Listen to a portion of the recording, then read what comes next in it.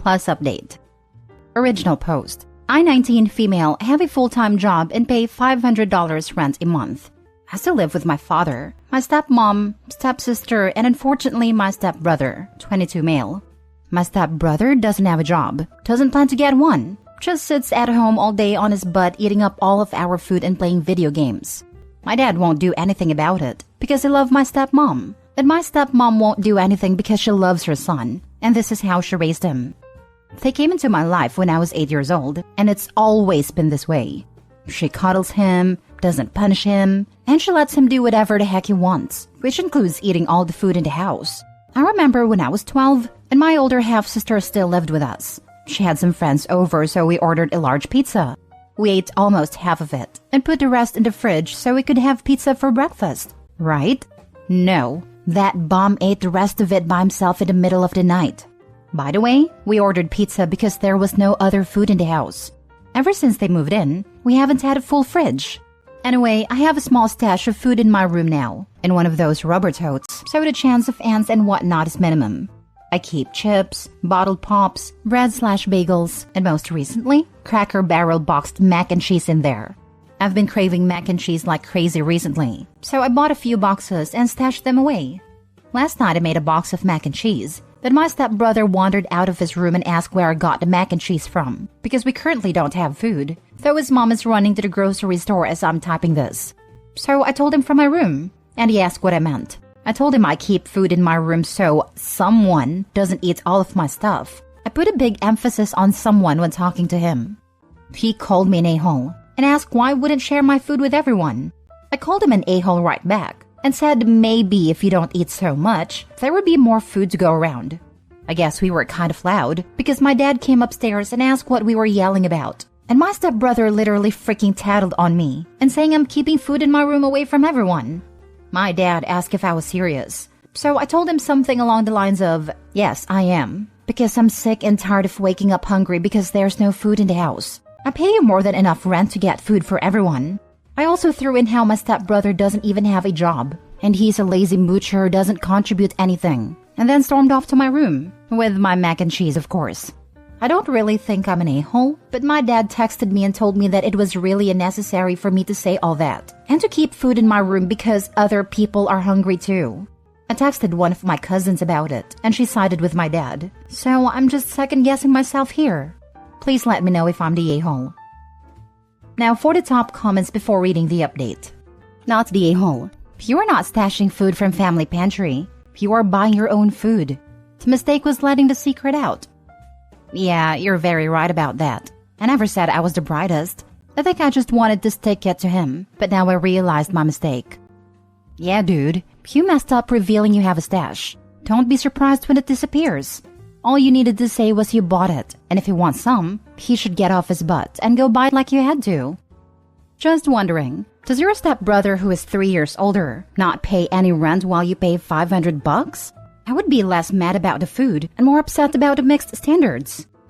No, he doesn't pay rent, but I'm also not really expected to pay rent. I just feel for my dad because he's constantly stressing over money, but I know he'd never actually ask me for it. He was kind of embarrassed when I started paying him rent, to be honest, but I knew he could use it.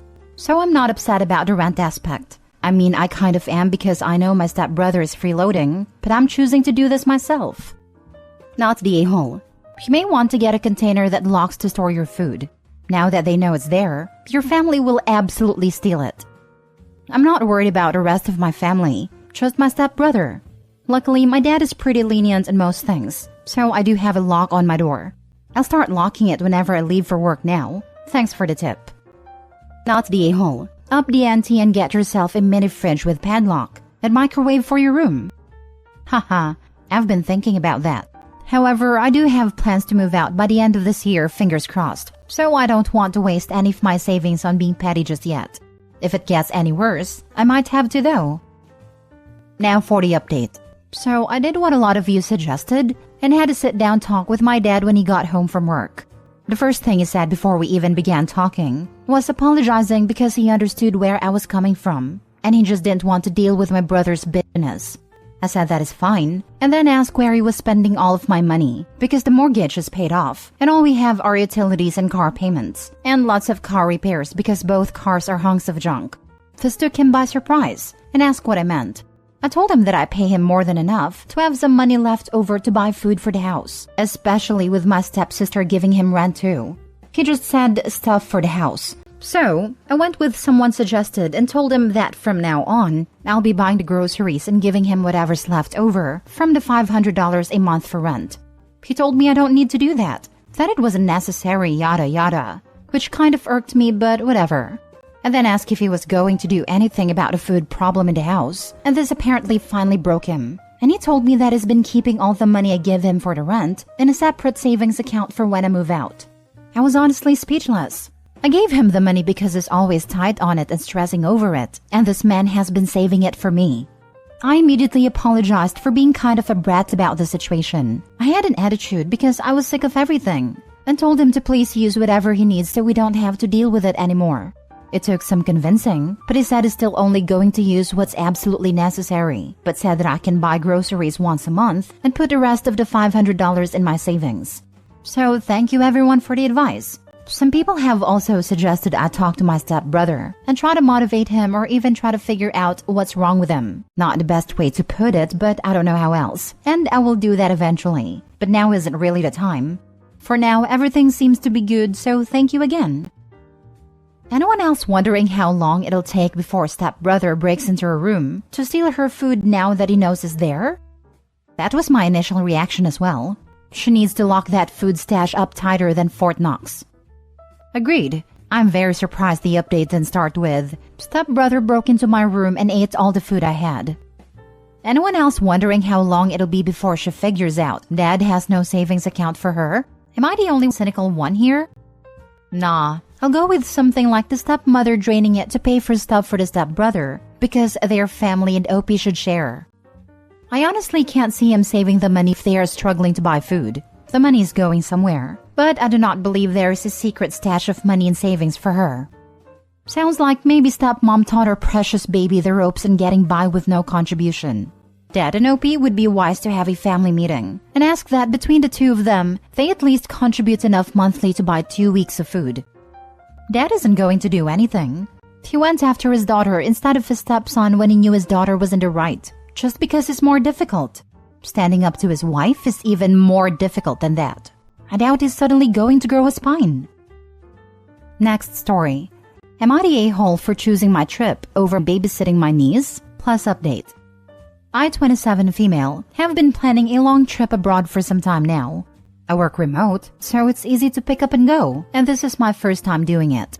I was laid off recently, but since I have a lot of money saved and the trip has already been paid for, I've decided to go for a sabbatical.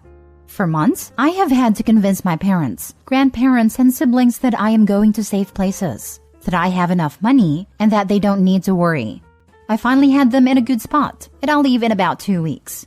Recently, though, things have changed. I normally end up taking care of my niece, 2 female, for my sister, 32 female, at least once a week. My sister goes to work 3 days a week and works 2 days from home. And her husband, 39 male, works from home, but has to stay near his computer at all times since he works in customer service. On the weekends, they enjoy going out to things like hockey games, dinner, etc. I normally take care of my niece during those times. It tends to work out because they will go out on Sunday, so I will have my Friday and Saturday nights. But with this trip, of course I will not be able to babysit. My sister was joking about this one day, and recently my parents have been asking a lot about my trip. And what about my niece? I was confused and asked them to elaborate. Apparently, 2 years old is an important time in a child's life, and they said that she wouldn't remember me when I got home. They want me to shorten my non-refundable trip and come home earlier so I don't miss out on any milestones. I told them that I couldn't and that was final, and now they have been amping up the guilt. They have also gotten my grandparents involved. The only support I have is my brother, 30 male, who also never sees my niece except for special occasions. They are also bringing up my recent layoff and my financial state. I don't want to brag, but for a 27-year-old, I have a high enough savings that I could live for a year and never work. I've been laid off a lot, so savings was a priority. I could still travel and do everything I want. I have no loans, no current apartment now, and have all the big things paid for. But despite my knowing I am fine, they are starting to scare me and guilt-trip me to staying. Tonight it all blew over. My sister called me an a-hole in front of my family since I won't be able to babysit. What is she supposed to do on the weekends? I yelled at her and told her to finally hire a babysitter. My parents are on her side and told me that you should help out more. I yelled at all of them that it was not my responsibility to parent the child if they could live for a few weeks without their free babysitter, and then left. My brother texted me later that they're still angry and disagreed with my choice to continue my trip. Am I the a-hole for choosing my trip over my niece? Edit. A lot of people have asked. I will be gone for just under 4 months. I will be traveling around Europe with a short trip to visit a friend in South Korea and coming home. I suppose that would be more than just a few weeks. Lol. But not the point. Now for the top comments before reading the update. Not the a-hole. You didn't birth the child. You simply extended your helping hand toward your sister, who has absolutely taken advantage of the goodwill of you babysitting. Go low contact and get on the plane. I'm sure there's a few milestones you'll miss, but if your family wants you to see those milestones, maybe they should take pictures. FaceTime you? Don't feel guilty and don't stay. Otherwise, you'll regret not taking your trip. And your sister should be looking after her own kid on the weekend. Or maybe your parents should be if anyone is so concerned with babysitting. Enjoy your trip. If not low contact, cut down on the babysitting. Like once in a couple of months if you feel generous. And there's no need at all for family permission to go away on holiday either. No more free babysitting. This is how it started. Occasional babysitting turned into a regular Sunday thing. Now they want you to put your life on hold so you can watch the child they created. When my son was 2, I took him to another country with my mother. My husband was gonna join us 2 weeks later as he was short on vacation time. Guess what? Kid remembered his dad. He even knew his paternal grandparents and maternal great-aunt, whom he never met before and only saw on FaceTime once a week. So, kid will remember you. Oh, and don't be talked into any family holiday either. You know your sister is going to dump her kid in your lap. Tell your sister to suck it up. And tell your parents to help out more. Enjoy your trip. Now for the update. Hey everyone! First off, I want to thank everyone that commented on my last post. It blew up, so I wanted to update really quickly. I wanted to answer a few questions. 1. Yes, I have a year's worth of savings. This means that I can pay for rent and other expenses for up to 1 year without a job. 2. I do plan on continuing to look for a new position and take interviews when I can. I hope that I can get a new one because in my state, I am unable to get a new apartment without proof of income at my age. 3. I only moved back in with my parents temporarily. It's been a month. I wanted to save money and not have an apartment. They're also storing all of my stuff. They are normally okay parents, but they play favorites. 4. I will not go no contact with my family, but maybe low contact. They are important to me, but I will take your advice to stop babysitting every Sunday for my niece. It's obviously been a bad habit for my sister and brother-in-law. On to the update. Today was my niece's birthday. It was a small get-together of my family and some friends, and it was a really good time. After the party, my sister pulled me aside. She apologized for getting my mom up in arms about the babysitting. She knew I wanted to go on the trip. We hugged and I accepted her apology. For your information, my mom and I don't really get along. I don't like how she treats people. And her favoritism has always caused some insecurity. Though she has helped me a lot and I am grateful to her, I will always be the bratty youngest daughter, and I've come to accept that. Unfortunately, because of her, I have this people-pleasing behavior that I am trying to break out of. Hence, the pure turmoil between choosing my trip over my niece. My mom is very controlling, and the only reason I am still in contact is because of my dad. He's my best friend. I would hate to leave him behind. He understands my problems with my mom. He hasn't tried to fix much. He doesn't know how, but he listens and takes my feelings into account. It means the world to me. When my mom heard my sister complain, she decided it was going to be a good way to keep me home. She told the family about how a little girl shouldn't be traveling alone. She's mentioned the Natalie Holloway case, and that set a lot of people off. She watches a lot of Lifetime and Dateline. That's why everyone started hounding me in the first place. Then she added on my lack of a job and my other responsibilities like babysitting, so that everyone would agree that I shouldn't go. Now the big update is that I did choose my trip. In fact, I'm planning to extend. Maybe I'll travel more around Southeast Asia or go to Australia, since I will be over there. To be determined, but I wanted to thank everyone for the advice and the good wishes. You all have made me feel so much more confident about this trip. Thanks again. Edit. My parents do babysit once a week as well, just during the weekday since they are retired. Natalie Holloway was 18. You were 27, and that may make you a little girl if you're a tortoise or a Greenland shark. But as a human, it makes you a perfectly normal adult. Have a great trip, and Gray rock the F out of your mom. It's disappointing about the dad. Mom has apparently been pulling stuff like this for years, and he just throws his arms in the air. Defend your daughter, man.